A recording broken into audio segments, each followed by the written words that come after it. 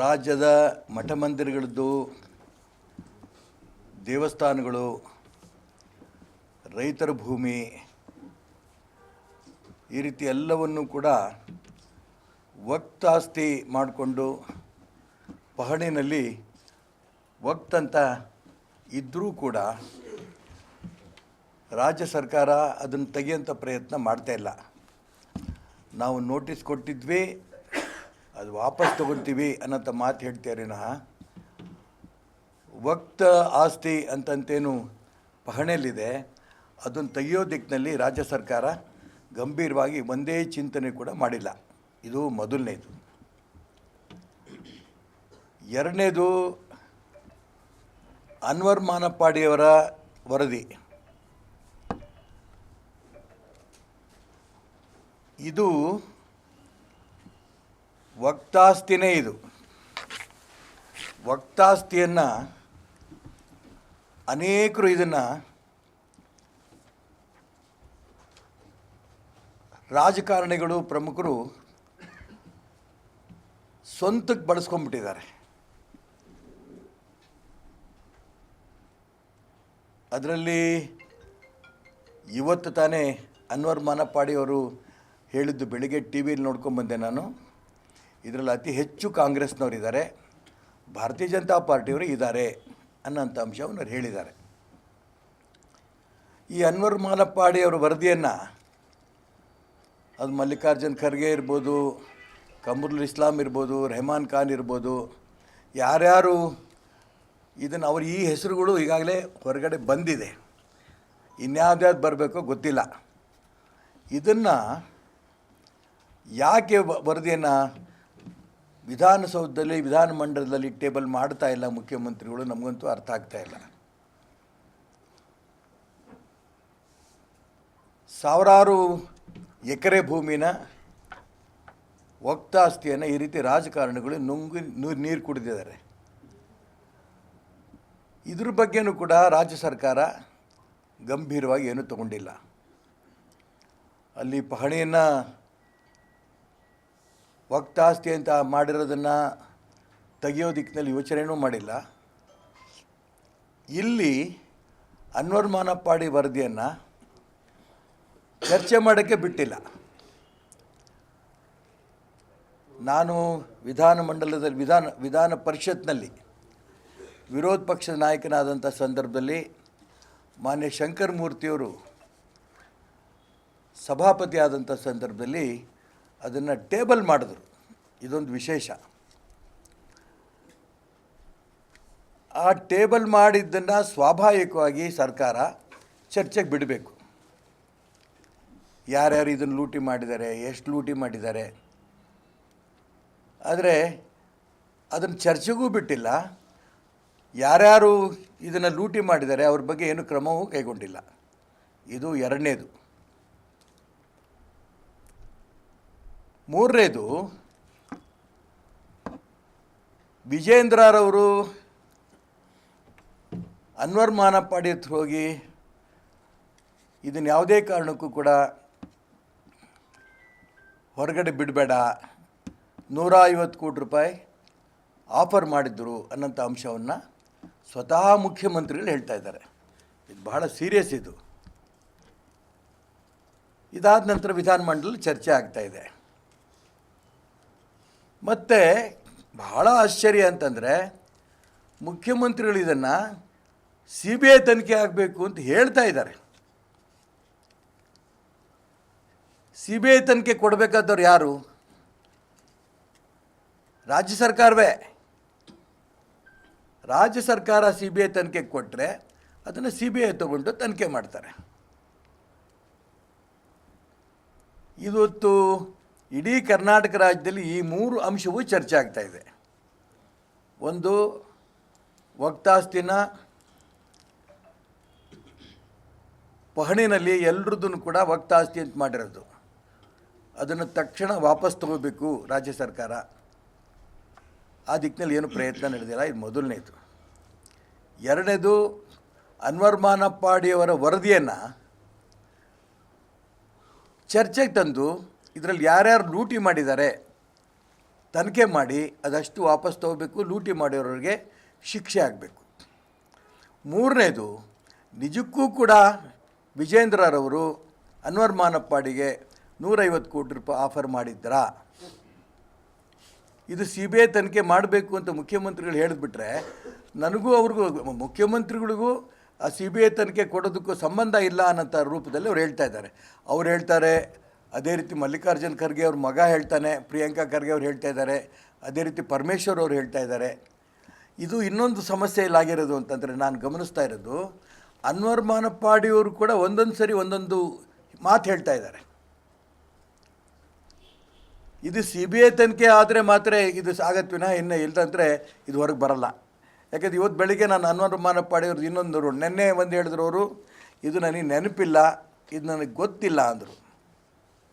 ಇವತ್ತು ಅದೇ ಅನ್ವರ್ ಮಾನಪ್ಪಾಡಿ ಹೇಳ್ತಾ ಇದ್ದಾರೆ, ವಿಜೇಂದ್ರರವರು ನಮ್ಮ ಮನೆ ಬರಲಿಲ್ಲ, BJP ಕಚೇರಿಗೆ ಬಂದಿದ್ದರು, ಅಲ್ಲಿ ಮಾತಾಡಿದ್ವಿ ನಾವು, ಅವರು ಕಾಂಗ್ರೆಸ್ನವರ ದುಡ್ಡು ಕೊಟ್ಟರೆ ತಗೊಳ್ಳಿ ಅಂತ ತಮಾಷೆಗೆ ಹೇಳಿದ್ರು ಅಂತ ಹೇಳ್ತಾ ಇದ್ದಾರೆ ಅನ್ವರ್ ಮಾನಪ್ಪಾಡಿ. ಇದು ಬಹಳ ಸೀರಿಯಸ್ ಆದ ವಿಚಾರ. ಇಷ್ಟೊಂದು ಒಳ್ಳೆ ವಿಶೇಷವಾದ ವರದಿನ ಅನ್ವರ್ ಮಾನಪ್ಪಾಡಿಯವರು ತಮ್ಮ ಜೀವವನ್ನೇ ಒತ್ತೆ ಇಟ್ಕೊಟ್ರು. ಆದರೆ ಇವತ್ತು ಅದು ಭಾಳ ಹಗುರವಾಗಿ ಆಗೋಗ್ತಾ ಇದೆ. ಅದು ಇಡೀ ವಿಧಾನಮಂಡಲದ ಅಧಿವೇಶನ ಈ ಸರಿ ರಾಜ್ಯದ ಜನರಿಗೆ ಒಂದೇ ಒಂದು ಪೈಸಾ ಲಾಭ ಆಗಲಿಲ್ಲ. ಉತ್ತರ ಕರ್ನಾಟಕದ ಬಗ್ಗೆ ಚರ್ಚೆ ನಾವು ಮಾಡ್ತೀವಿ 3 ದಿನ ಅಂತಂದರು, ಮುಗಿದೇ ಹೋಯ್ತು, ಸೆಷನ್ನೇ ಮುಗಿತಾ ಬಂತು.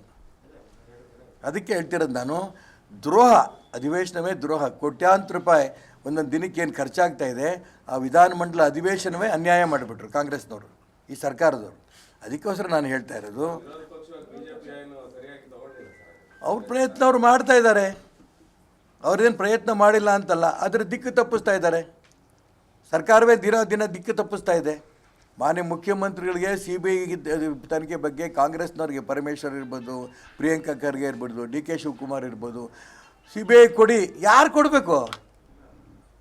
ಒಂದು CBI ಮೇಲೆ ಇವ್ರ ಮೋಹ ಬಂದು ಸಂತೋಷ, ಕೊಡಬೇಕಾದ ಸರ್ಕಾರವೇ. ಅದಕ್ಕೆ ಹೇಳ್ತಾ ಇರೋದು ನಾನು, ಹೀಗೆ ಜನರಿಗೆ ಕಣ್ಣಿಗೆ ಮಣ್ಣರ್ಚಂತ ಕೆಲಸ ಮಾಡಬೇಡಿ. ರಾಜ್ಯದ ಸಾವಿರಾರು ಕೋಟಿ ಲೂಟಿ ಆಗ್ತಾ ಇದೆ ಕಣ್ಣೆದುರಿಗೆ. ಇದ್ರ ಬಗ್ಗೆ ತನಿಖೆಗಳಾಗಬೇಕು. ಹೇಳಿದ್ರಲ್ಲಪ್ಪ, ಇವತ್ತು ಅವರೇ ಡಿಮ್ಯಾಂಡ್ ಮಾಡ್ಯಾರಲ್ಲೋ, ನ್ಯಾಯ ಮಾಡಲಿ.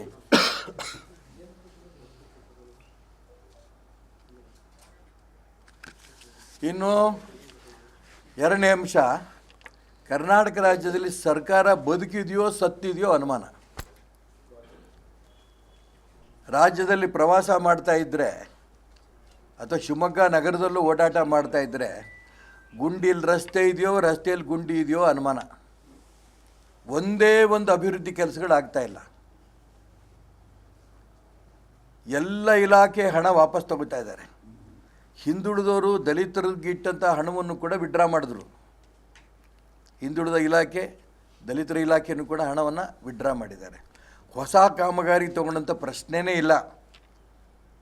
ಪೇಪರ್ ಅಡ್ವರ್ಟೈಸ್ಮೆಂಟ್ ನೋಡ್ತೀವಿ ನಾವು, 1750 ಕೋಟಿ ರೂಪಾಯಿ ಆ ಜಿಲ್ಲೆಗೆ ಕೊಡ್ತೀವಿ, ಈ ಜಿಲ್ಲೆಗೆ ಕೊಡ್ತೀವಿ ಅಂತ ಹೇಳ್ತಿದ್ದಾರೆ. ಸಾವಿರಾರು ಕೋಟಿ ಇರಲಿ, ಒಂದು 10 ರೂಪಾಯಿ ಹಾಕಿ ಒಂದು ಮಣ್ಣು ಮುಚ್ಚಂಥ ಯೋಗ್ಯತೆಯೂ ಇವ್ರಿಗಿಲ್ಲ ಸರ್ಕಾರಕ್ಕೆ. ಈ ಸರ್ಕಾರ ಬಂದ ಮೇಲೆ ನೀವೇ ನೋಡ್ತಾ ಇದ್ದೀರಿ, ಶಿವಮೊಗ್ಗ ನಗರದ ಒಂದೇ ಒಂದು ಯೋಜನೆ ಆರಂಭ ಆಗಲಿಲ್ಲ. ಹಿಂದೆ ಇದ್ದಂಥ ಯೋಜನೆಗಳು ಮುಗಿಸಂಥ ಪ್ರಯತ್ನವನ್ನು ಮಾಡಿಲ್ಲ. ಮೊನ್ನೆ ತಾನೇ ಒಂದು ಸಂತೋಷ ಸುದ್ದಿ ಅಂತಂದರೆ, ಮಾನ್ಯ ಈ ಜಿಲ್ಲಾ ಉಸ್ತುವಾರಿ ಸಚಿವರು ಮಧು ಬಂಗಾರಪ್ಪನವರು ಆ ಆಶ್ರಯ ಮನೆಗಳಿಗೆ, ಮೂಲಭೂತ ಸೌಕರ್ಯಗಳಿಗೆ 15 ಕೋಟಿ ರೂಪಾಯಿ ಹಣ ಬಿಡುಗಡೆ ಮಾಡಬೇಕು ಅಂತಂದ್ಕೊಂಡು ನಗರಾಭಿವೃದ್ಧಿ ಸಚಿವರಿಗೆ ಕೇಳ್ತಾರಂತಿವರು. ಎಲ್ಲಿ ಬಂದದ್ದು? ಒಬ್ಬ ಮಂತ್ರಿ ಒಂದು 15 ಕೋಟಿ ರೂಪಾಯಿ ತರಕ್ಕೆ ಇವ್ರ ಕೈಲಿ ಆಗಲಿಲ್ಲ ಅಂತಂದರೆ ಇದೊಂದು ಸರ್ಕಾರ ಇದೆಯಾ? ಆ ಬಡವರು 80,000 ರೂಪಾಯಿ, 50,000 ರೂಪಾಯಿ ಮನೆಗಳು ಕಟ್ಟಿ 8-9 ವರ್ಷ ಆಯಿತು. ಅವ್ರು ಶಾಪ ತಟ್ತಾ ಇದೆ ಇವರಿಗೆ. ಬರೀ 15 ಕೋಟಿ ಕೊಟ್ಟರೆ ವಿದ್ಯುತ್ ಸಿಗತ್ತೆ, 638 ಮನೆ ಆಗತ್ತೆ. ಇದನ್ನು ಗಂಭೀರವಾಗಿ ನಮ್ಮ ಜಿಲ್ಲಾ ಉಸ್ತುವಾರಿ ಸಚಿವರು ಶಿವಮೊಗ್ಗ ಜಿಲ್ಲೆ ಅಭಿವೃದ್ಧಿ ಬಗ್ಗೆನೂ ಯೋಚನೆ ಮಾಡಬೇಕು. ರಾಜ್ಯದ ಮುಖ್ಯಮಂತ್ರಿಗಳಿಗೂ ಕೂಡ ನಮಗೇನು ಹಣಕಾಸಿನ ಕೊರತೆ ಇಲ್ಲ, ದಿನಾ ಸ್ಟೇಟ್ಮೆಂಟ್. ಯಾವ ಕೆಲಸ ಶುರು ಮಾಡಿದ್ದೀರಿ? ನಾನು ಅದಕ್ಕೋಸ್ಕರ ರಾಜ್ಯದ ಸರ್ಕಾರ ಸ್ವಲ್ಪ ರಸ್ತೆಯಲ್ಲಿ ಓಡಾಡೋಕ್ಕೆ ಶುರು ಮಾಡಿದ್ರೆ ರಸ್ತೆ ಪರಿಸ್ಥಿತಿ ಏನು, ಕುಡಿಯೋ ನೀರಿನ ಪರಿಸ್ಥಿತಿ ಏನು, ಇವೆಲ್ಲವೂ ಕೂಡ ಗಮನಿಸ್ಬೋದು. ಶಿವಮೊಗ್ಗ ನಗರಸಭೆ ಅಂತೂ ನಗರ ಪಾಲಿಕೆ ಭಗವಂತನೇ ಕಾಪಾಡಬೇಕು. ಎಲ್ಲ ಕಡೆ ಗುಂಡಿ, ಕುಡಿಯೋದಕ್ಕೆ ನೀರಿಲ್ಲ. ಈ ಸೊತ್ತಿನ ಬಗ್ಗೆ ಅಂತೂ ಜನ 200 ಜನ 300 ಜನ ಅಲ್ಲಿ ಕಾರ್ಪೊರೇಷನ್ ಒಳಗೆ ರಶ್ಶಾಗಿ ಬಿದ್ದಿರ್ತಾರೆ. ಲಂಚ ಕೊಟ್ಟರೆ ಮಾತ್ರ ಈ ಸೊತ್ತಾಗತ್ತೆ ಅನ್ನಂತ 1 ಲಕ್ಷ ತನಕ ಹೋಗಿದೆ ಈ ಸೊತ್ತಿಗೆ ಮಾಡಿಕೊಡೋದಕ್ಕೆ. ಬಹಳ ನೊಂದು ಹೇಳ್ತಾ ಇದ್ದೀನಿ ಇದನ್ನೆಲ್ಲ. ಇನ್ನು ನಗರಸಭೆ ಮೇಲೆ ನಾವು ಮುತ್ತಿಗೆ ಹಾಕೋಂಥ ಪರಿಸ್ಥಿತಿ ಬರುತ್ತೆ. ಅದಕ್ಕೆ ಮಾನ್ಯ ಮಧು ಬಂಗಾರಪ್ಪನವರು ಈ ಕಡೆ ಗಮನ ಹರಿಸ್ಬೇಕು. ಎಷ್ಟು ಹಣ ಬೇಕು, ಏನು ಕತೆ ಅನ್ನೋದನ್ನು ಸಂಬಂಧಪಟ್ಟ ಇಲಾಖೆಯವ್ರ ಹತ್ರ ಮಾತಾಡಿ ಎಷ್ಟು ಸಾಧ್ಯವೋ ಅಷ್ಟು ತನ್ನಿ. ಆಶ್ರಯ ಮನೆ ಮುಗಿಸಿ ಮುಂಚೆ ಕುಡಿಯೋ ನೀರು ಕೊಡಿ, ರಸ್ತೆಗಳಿಗೆ ಗುಂಡಿ ಮುಚ್ಚಂಥ ಪ್ರಯತ್ನ ಮಾಡಿ. ಇಡೀ ರಾಜ್ಯದ ಪರಿಸ್ಥಿತಿ ಇದು, ಬರೀ ಶಿವಮೊಗ್ಗದಲ್ಲ. ಅದಕ್ಕೆ ನಾನು ಕೇಳಿದೆ ಸರ್ಕಾರ ಬದುಕಿದೆಯೋ ಸತ್ತಿದೆಯೋ ಅಂತ.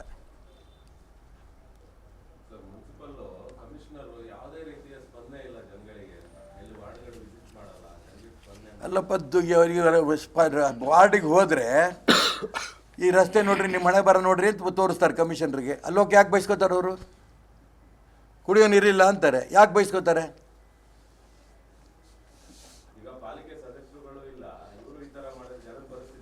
ಈಗ ಜನಗಳ ಪರಿಸ್ಥಿತಿ ಏನಾಗುತ್ತೆ ಅಂತ ನಾನು ನೀವು ಸೇರೆ ಮಾತಾಡ್ತಿದ್ದೀವಿ. ಸರ್ಕಾರ ಸತ್ತಿದೆ ಅಂತ ಅದಕ್ಕೆ ಹೇಳ್ತಾ ಇರೋದು ನಾನು. ಕಾರ್ಪೊರೇಷನ್ ಒಂದೇ ಅಲ್ಲ, ಸರ್ಕಾರವೇ ಸತ್ತೋಗಿದೆ. ಕಮಿಷನರ್ ಆದರೂ ಕೂಡ ಏನು ಮಾಡ್ಬೋದು ಹೇಳಿ? ದುಡ್ಡಿದ್ರೆ ಏನಾದ್ರು ಮಾಡ್ಬೋದು. ಮೊನ್ನೆ ನಾನು ಹೊನ್ನಾಳಿ ರಸ್ತೆಯಲ್ಲಿ ಹೋಗ್ತಿರ್ಬೇಕಾದ್ರೆ ಕನ್ನಡ ಸಂಘದವ್ರು ಒಂದಿಷ್ಟು ಜನ ಹೋರಾಟ ಮಾಡ್ತಾಯಿದ್ರು. ಗುಂಡಿ ಇದೆ ರಸ್ತೆ, ಇದನ್ನು ರಿಪೇರಿ ಮಾಡಬೇಕು ಅಂತ ನಾನು ಹೇಳಿದೆ. ನಾನು ಸಂಬಂಧಪಟ್ಟ ಇಂಜಿನಿಯರಿಂಗ್ ಮಾತಾಡಿದ್ರೆ ನಾವು ಮಾಡ್ತೀವಿ ಸರ್ ಅಂದರು. 2 ದಿನಕ್ಕೆ ಮಾಡಿದ್ದಾರೆ ಅಂತ ಸುದ್ದಿ ಬಂತು, ಅವರೇ ಮಾಡಿದ್ದೀವಿ ಅಂತಂದರು. ಹೋಗಿ ನೋಡ್ರಿ ಅರ್ಧಂಬರ್ಧ ಟ್ಯಾಪೆ. ದುಡ್ಡಿಲ್ಲ ಅಂದರೆ ಅಧಿಕಾರಿಗಳಿಗೆ ಬೈದರೆ ಅರ್ಥ ಇಲ್ಲ. ಸರ್ಕಾರಕ್ಕೆ ನಾವು ಅದಕ್ಕೋಸ್ಕರ ನಾನು ಹೇಳ್ತಾ ಇರೋದು, ಸರ್ಕಾರ ಅಭಿವೃದ್ಧಿ ದಿಕ್ಕಲ್ಲಿ ನಾವು ಏನು ಮಾಡಬೇಕು ಅನ್ನೋದನ್ನು ಗಮನಿಸಬೇಕು. ಅವರು ನಾವು 3 ಚುನಾವಣೆ ಗೆದ್ದುಬಿಟ್ವಿ, ಜನ ನಮ್ಮ ಜೊತೆಗಿದ್ದಾರೆ, ಈ ಮಾತು ಹೇಳ್ತಿದ್ದಾರೆ.